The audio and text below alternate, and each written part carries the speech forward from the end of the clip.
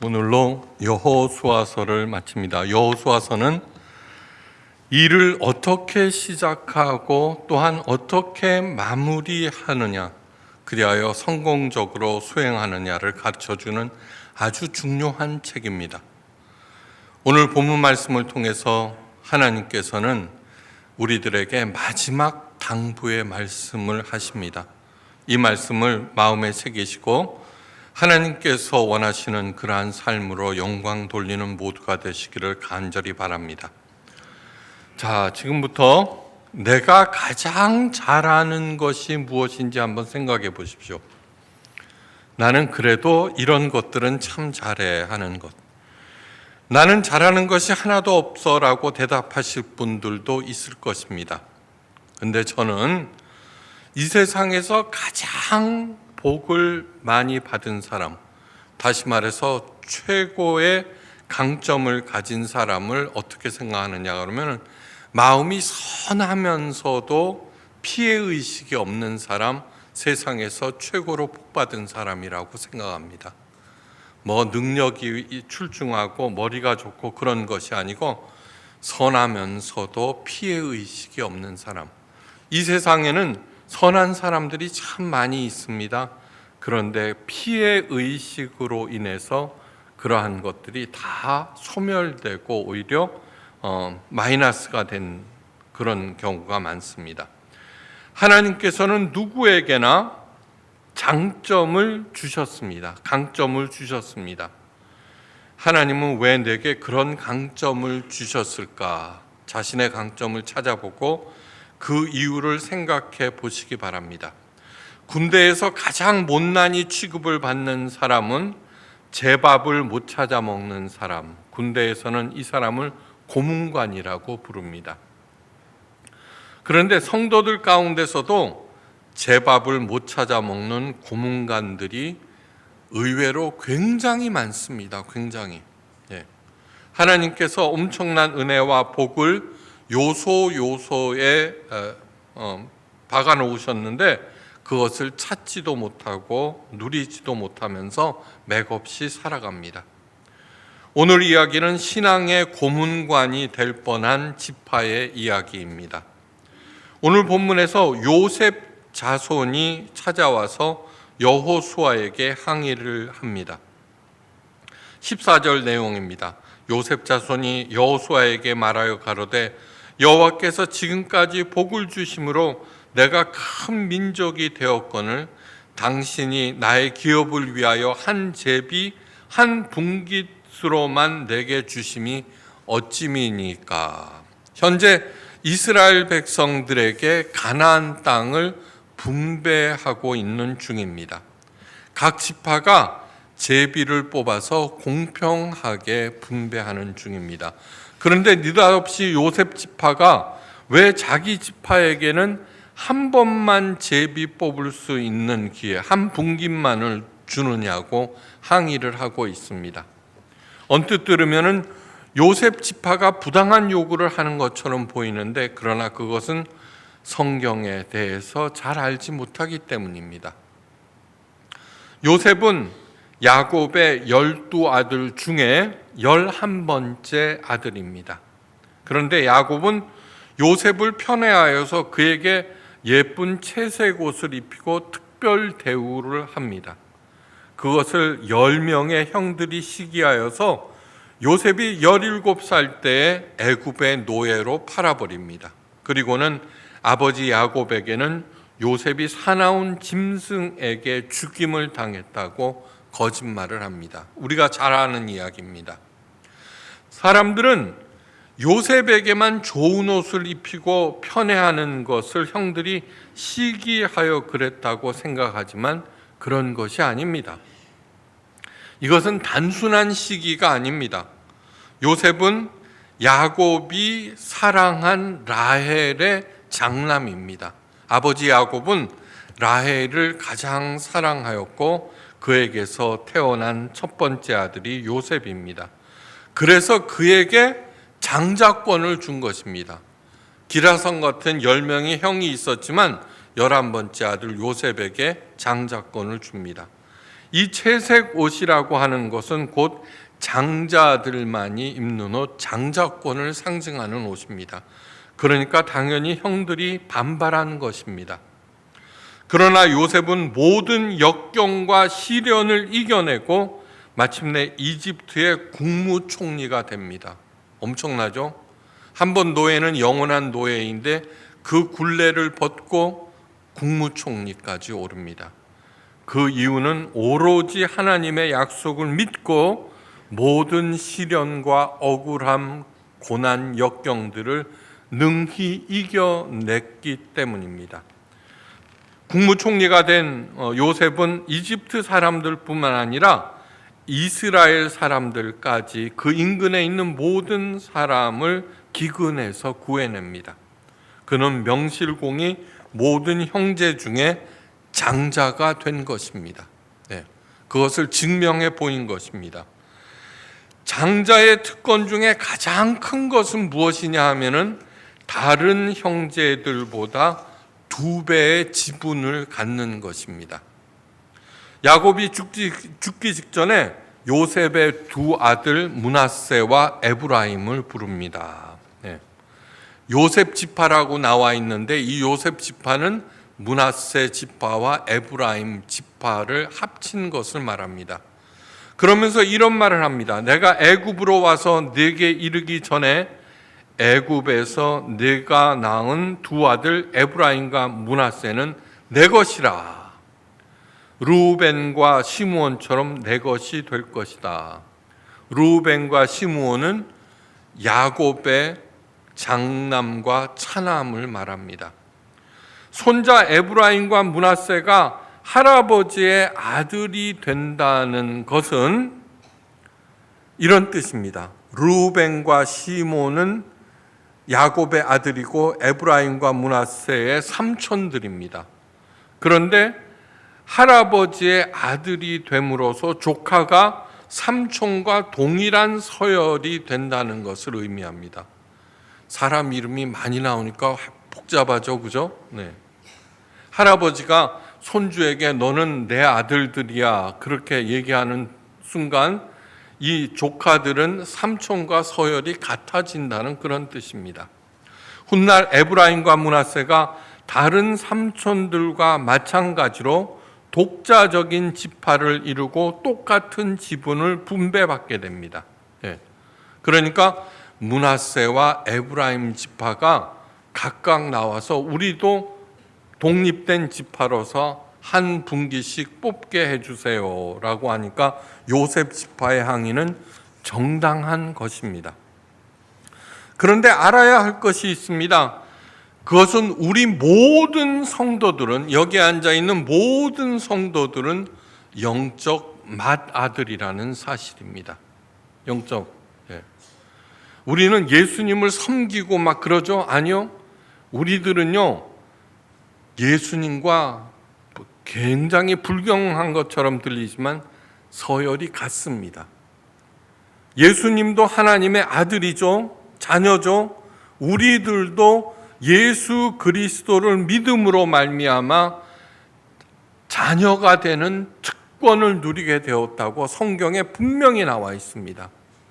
그러므로 예수님은 우리 오빠이자 우리 형이 된다는 것을 잊어서는 안 됩니다.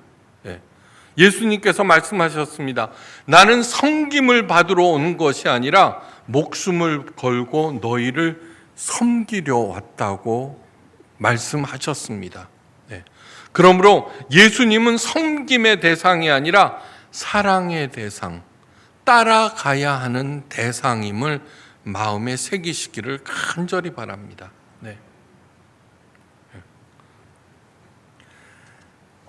사도 바울이 말합니다. 하나님이 미리 아신 자들로 더불어 그 아들의 형상을 본받게 하기 위하여 미리 정하셨으니 이는 그로 많은 형제 중에서 맏아들이 되게 하려 하심이라. 로마서 8장 29절입니다. 영적인 맏아들이 되었습니다. 제대로 된 맏아들이 되기 위해서 해야 할 일은 뭐냐 그러면은 우리들은 예수 그리스도의 형상을 본받아야 합니다.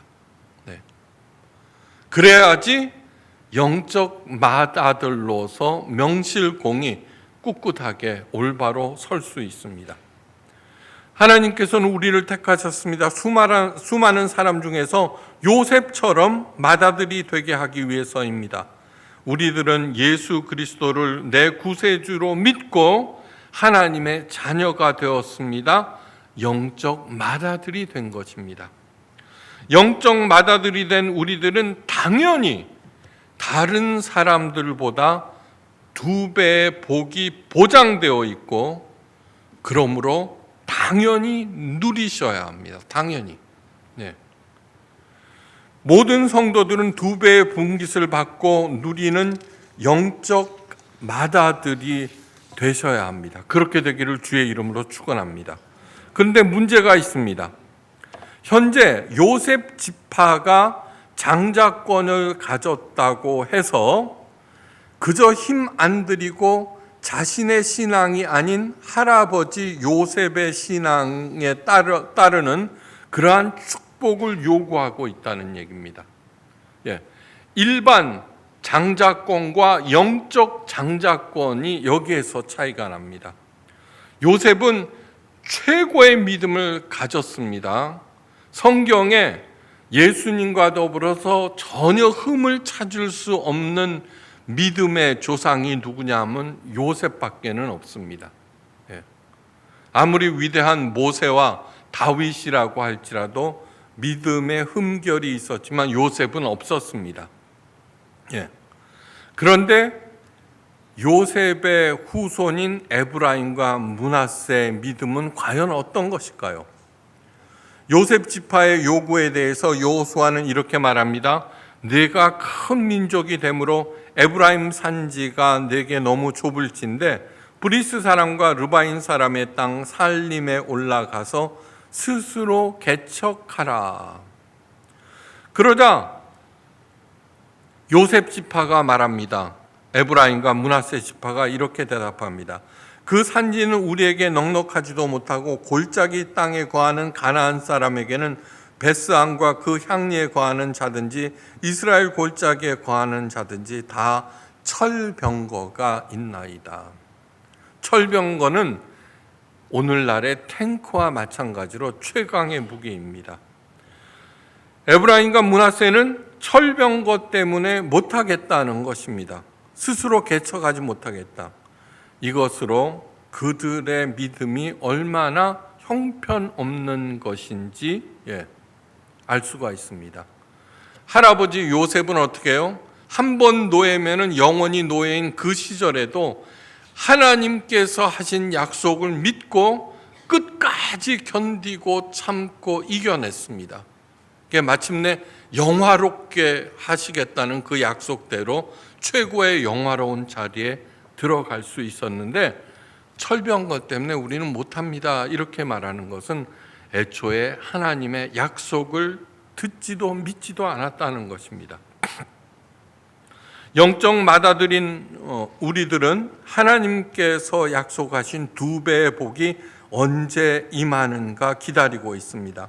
하나님 열심히 믿으면 복 주신다고 했는데 언제 주실 거예요? 하나님 새벽 기도 열심히 하고 주일 성수와 11조 열심히 하고 있습니다. 언제 만사형통하게 할 거예요? 이것이 대한민국에 있는 모든 교회, 우리 교회를 제외해 놓고 강조에 또 강조를 하는 내용들입니다. 그리고는 하나님께서 주실 요행 그 기회를 기다리고 있습니다. 제가 지난번에도 말씀드렸죠. 성도들에게 가장 관계없는 것은 요행이다. 이에 대해서 하나님께서는 준엄하게 딱 한 말씀 하십니다. 스스로 개척하라. 스스로 개척하라. 영적 맏아들에게 주시는 2가지가 있는데 그것은 첫째 사명입니다. 사명. 그리고 거기에 따르는 복입니다. 요셉을 맏아들로 만든 이유는 단순히 2배의 축복을 주기 위함이 아닙니다. 17살의 노예를 30세 이집트의 국무총리로 세우신 하나님의 이유는 많은 사람들을 살리기 위함입니다. 하나님 나라를 건설하라는 것입니다.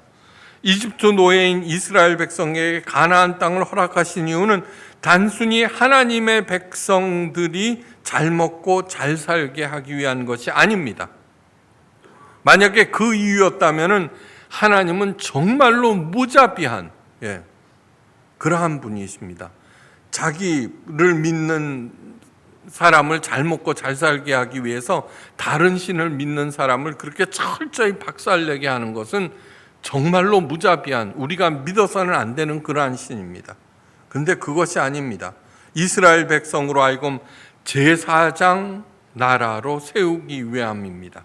우리를 영적 맏아들로 삼으신 이유는 예수를 잘 믿으니까 남들보다 2배의 복을 받아 잘 먹고 잘 살게 하기 위함이 아닙니다. 왕 같은 제사장으로 세워서 하나님 나라를 건설하게 하고 이 아부교환의 지옥을 하나님의 뜻이 통하는 그러한 하나님 나라로 만들고 죽어가는 많은 생명들을 살려내라는 것입니다. 그것이 사명입니다.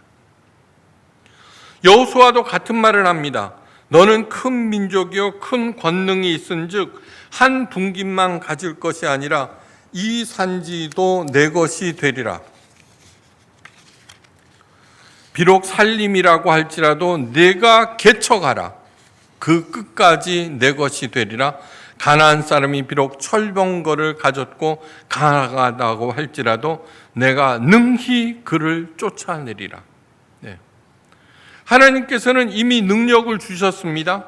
그저 사명과 책임만을 주시는 것이 아니라 그 사명과 책임을 기쁨으로 감당할 수 있는 능력과 지혜를 이미 주셨습니다. 이미.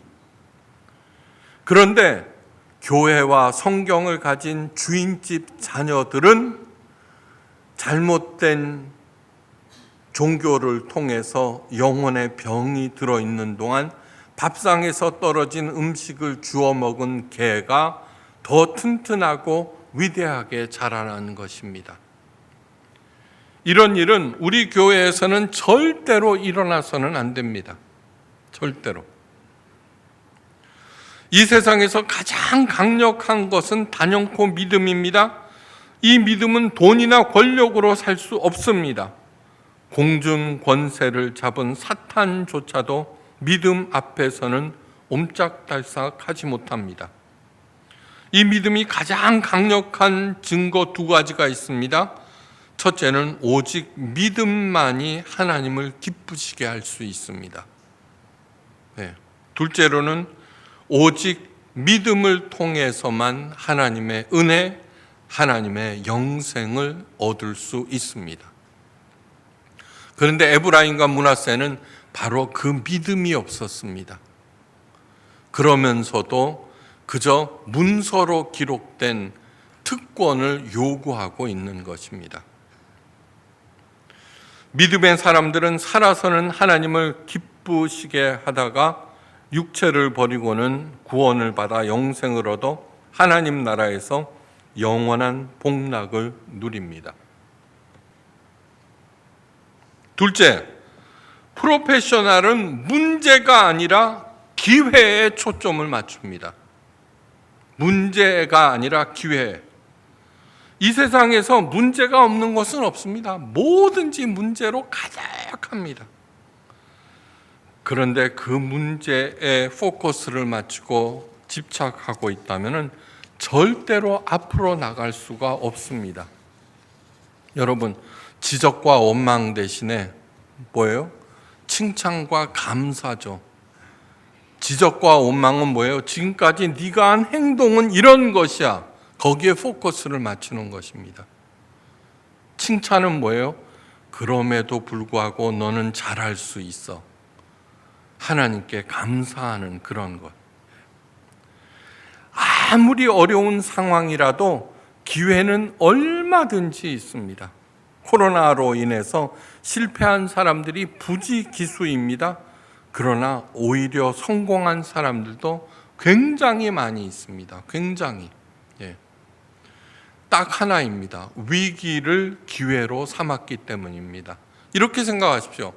어려움이 닥쳤습니까? 이제는 이것은 하나님께서 내게 주신 기회야. 하나님께서 내게 주신 기회라고 하면 누구와 상의해요? 돈과 사람과 상의하는 것이 아니라 하나님과 상의하는 것입니다. 하나님과. 예. 믿음의 사람이란 문제 앞에서 하늘을 바라보며 감히 떨어지기를 바라는 사람이 아니라 하늘을 향하여 하나님께 지혜를 묻고 능력을 구하는 그런 사람입니다. 믿음의 사람이란 요행을 바라고 여기저기 서성거리는 사람이 아니라 하나님의 약속을 굳게 믿고 항상 앞을 향하여 나가는 사람입니다. 아까 처음에 제가 말씀드린 마음이 착하면서도 피해의식이 없는 사람이 세상에서 제일 큰 복을 받았다고. 특별한 능력이 없습니다. 머리도 별로 좋지 않습니다. 그런데 선한 마음을 가지고 있습니다. 그런데 당한다고요? 아니요. 피해의식이 없습니다. 왜요? 하나님께서 함께 하심을 굳게 믿기 때문에 어떤 경우에도 피해의식이 없습니다. 저는 착하지가 않은 게 문제예요. 피해의식은 없습니다. 예. 하나님의 뜻에 자신의 뜻을 복종시키면 놀라운 일들이 일어납니다. 80세의 목동 노인이 이스라엘의 가장 위대한 지도자가 됩니다. 사납고 지독했던 사도 바울에게 하나님께서는 세계 선교의 책임을 맡기십니다. 사도 바울은 예수님 다음으로 위대한 하나님의 사람으로 칭송을 받습니다. 사랑하는 성도 여러분, 우리들은 이미 영적 마다들로 택함을 받았습니다. 이미. 이제는 세상의 땅에 연연하면서 자신의 지분이 언제나 임할까 기다리면서 살지 않습니다. 이미 최고의 능력과 최고의 지혜가 우리 손에 쥐어졌습니다. 어디요? 성경책. 하나님의 약속을 믿고 앞으로 전진하시기를 간절히 바랍니다. 그 누구도 능히 쫓아낼 수 있습니다. 능히. 하나님께서 이 아름다운 지구를 만드시고 나를 이 땅에 보내셨습니다. 자녀들을 여행 보낼 때 부모님들은 많은 준비를 해줍니다. 하나님은 더더욱 그러십니다. 더더욱.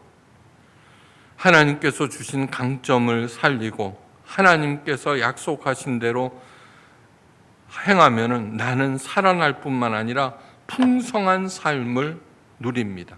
네.